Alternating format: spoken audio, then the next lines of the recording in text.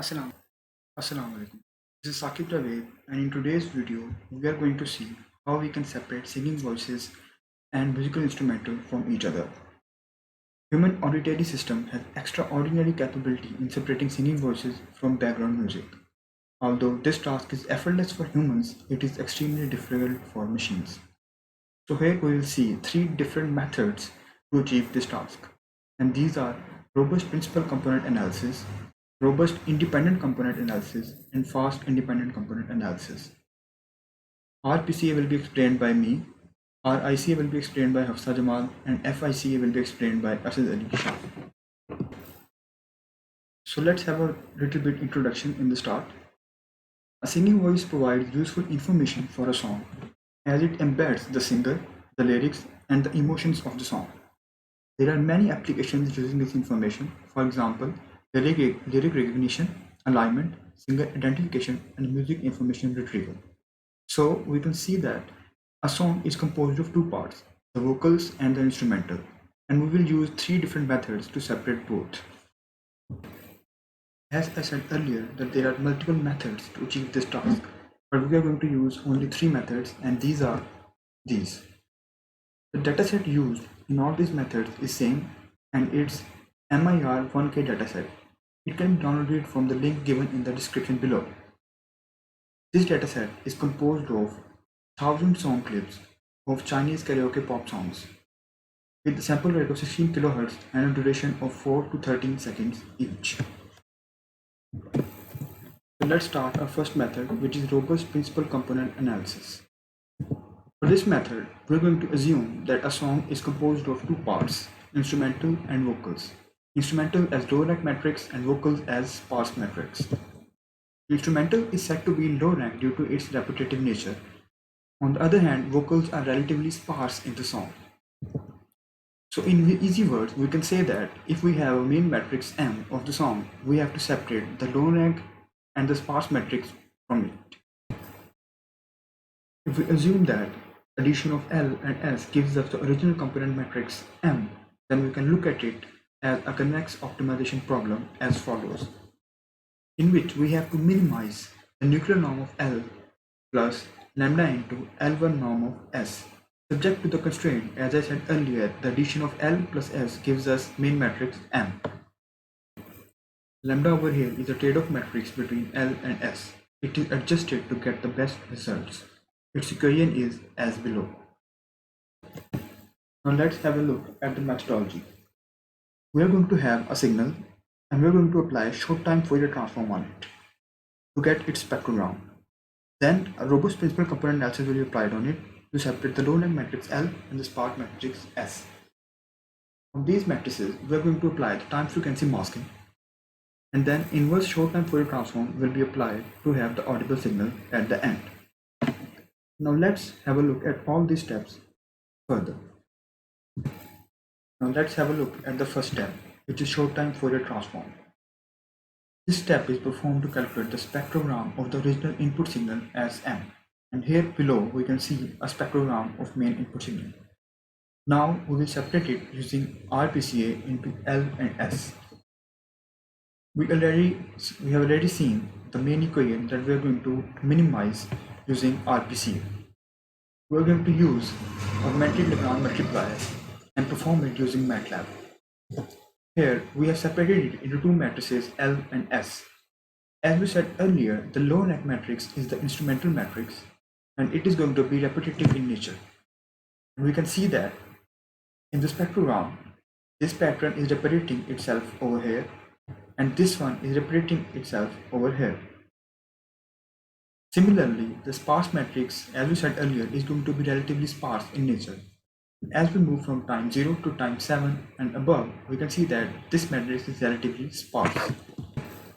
In this step, we are going to perform the time frequency masking. We have already separated the sparse matrix S and the low rank matrix L from the main spectrogram M. But now we are going to separate the components of vocals and the instruments from the main song.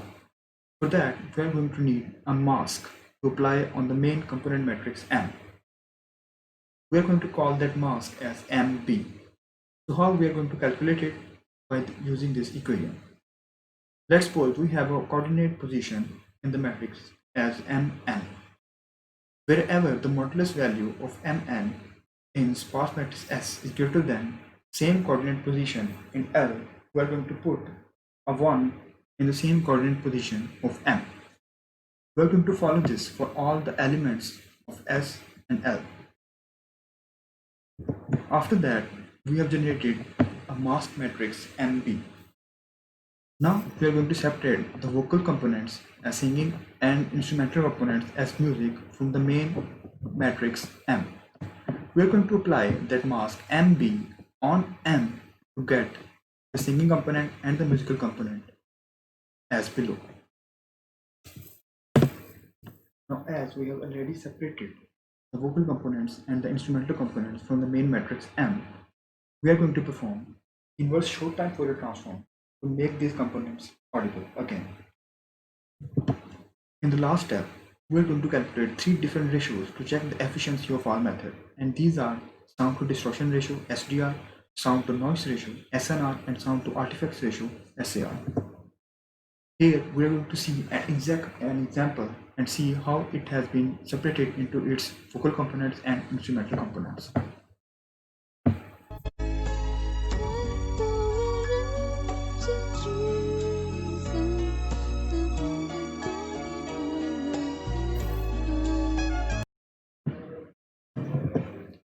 Here is its instrumental component after separation.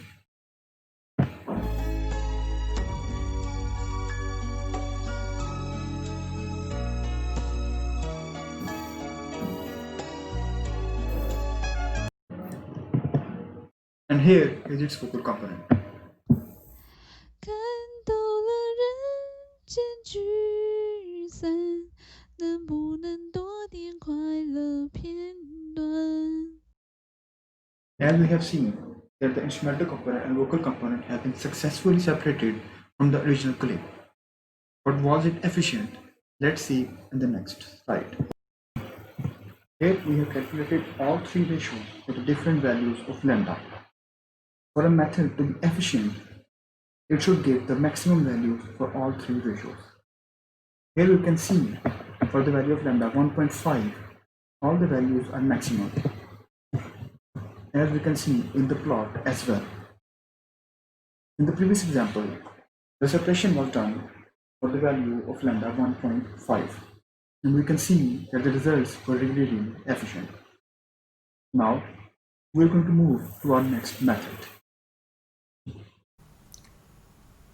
Hi, this is Asad Ali, and now I'm going to tell you about the next technique that we use for the separation of vocal and sound from the song. Basically, this technique is named as independent component analysis, and it makes use of the fact that actually a song is a mixture that is formed or made by mixing different sources such as voice and different kind of music. And to mathematically explain this model, we make use of an equation that is a vector matrix equation, and it is written as x is equal to ax, where x is the song matrix, a is the mixing matrix, and s is the source matrix. The mixing matrix here depends upon several parameters such as distance of microphone from the person singing the song or from the instruments, and the relative distance between instruments and persons, um, and many other things. What is our goal here? Our goal here is to estimate the sources S. So we can rewrite the above equation as S is equal to omega x and Wx, where W is the unmixing matrix and it is an inverse of mixing matrix. To make our model simple, we use several assumptions, which are all the sources are independent of each other, independent components, that is sources, are random variables and have non-Gaussian distributions, and the unknown mixing matrix is square. And how it is related to our mathematics course? Basically, it becomes a maximization problem in such a way that we maximize the non-Gaussianity of omega x, which ultimately give us independent components. So to find the unmixing matrix, we make use of an algorithm that is known as fast-IZ algorithm. But before applying this algorithm, we do two steps of pre-processing. centering to make the make the signal zero mean, and whitening to make the signal orthogonal matrix using SVD, so that the number of parameters to be determined are reduced. And then we choose an initial random vector W, and then using this equation we find a new W and normalize it, and then we check the convergence criteria. Convergence here is simple, that all and new values of W should point in the same direction. Mathematically it is found by taking a dot product, and if dot product is nearly equal to 1, then it is converged. Then after finding W, we can determine and estimate sources, and we evaluate them on these three parameters: sound to distortion ratio, sound to noise ratio, and sound to artifact ratio. Here is a figure which is generally explaining the overall ICA method. We gave input as a song, we gave a song as an input, then we apply some pre-processing, centering and widening, then fast ICA algorithm, and then we get a unmixing matrix, and then we get our independent components that are music and vocal.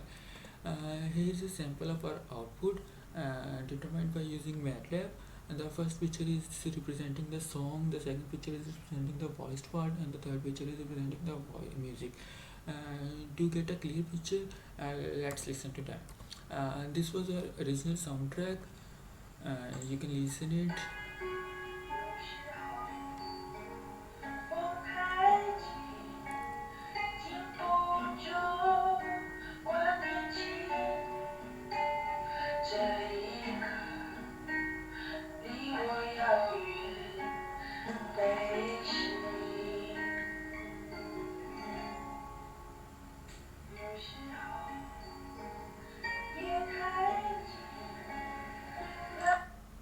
And now I'm going to play the instrumental part, that is the music part of this clip.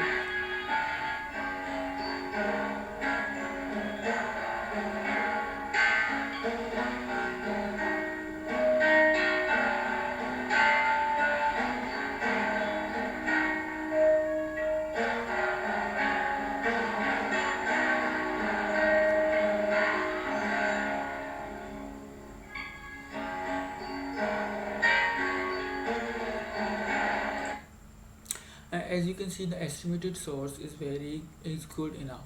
Now I'm going to play the vocals, and you can hear that they are very good estimated. 有时候分太近，禁不住我念起你，这一刻与我分心。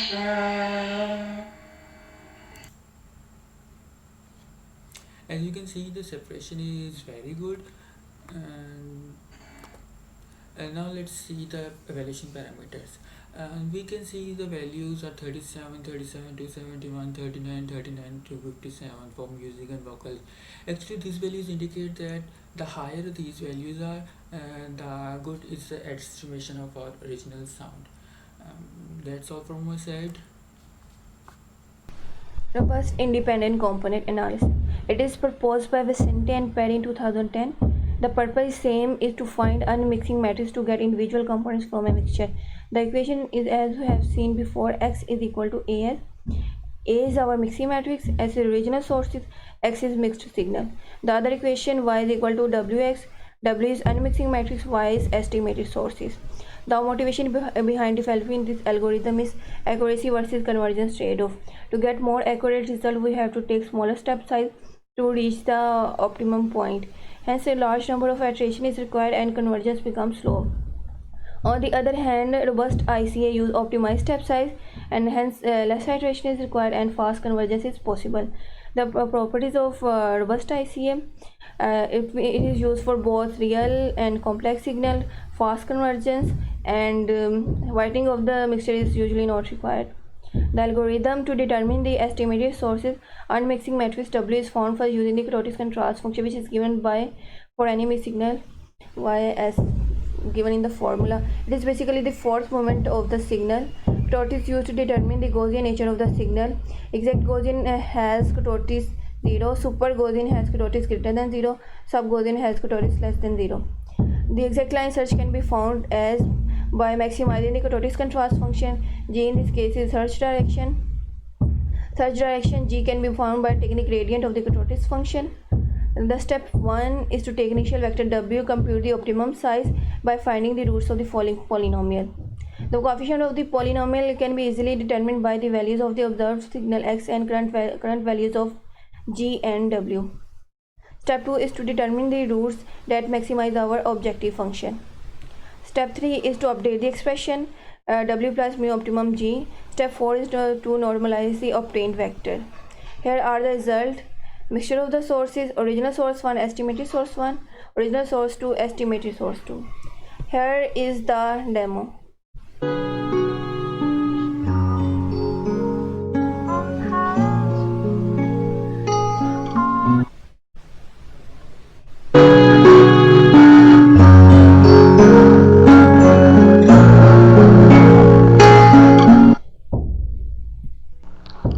有时候风太急，禁不住关于 I have played for few seconds so that otherwise video becomes too long. To calculate the separation quality of the algorithm, we have calculated sound to distortion ratio, sound to interference ratio, sound to artifacts ratio. Here are the values. Higher the values, better the quality. Here is the comparison between robust PCA, fast IC and RIC. As you can see, robust PCA has lower values as compared to other algorithm, and robust ICA has highest values. So the conclusion we made is to get a more accurate result, use robust ICA, and for less computation cost, use robust PCA. As you have seen, for robust ICA we have to compute optimized step size, which is very computation extensive. So for the application where less computation costs is required, RPCA is of interest.